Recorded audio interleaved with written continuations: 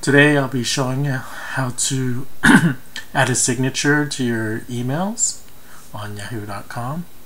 It's actually very easy. This is for desktop, as you can see. If you go into settings, you get to this page, and on the bottom right you'll see more settings. Click on more settings, and then you'll go to writing email on left over here. And then over here, by default, usually signature is turned off. So if you want a signature, you just click on there and just start typing away in this area. So let me add something else into here to the very end. Edited. Now, space it till it's at the very center.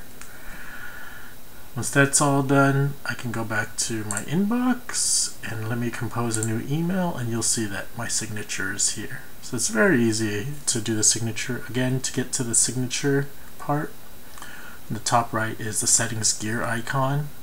Click on that, and then right below that is more settings. Click on more settings, and on your very left, top left maybe, writing email. And just make sure you enable signature over here. Make sure it's blue, and then right into that middle part, and you can see it. So as you type away, it'll show you a preview of what it looks like. I would have liked it if I could have added what's it called? If I could have added an image or something, but they do at least give you the option to add like an emoji. So let's say I'll add that thing, and then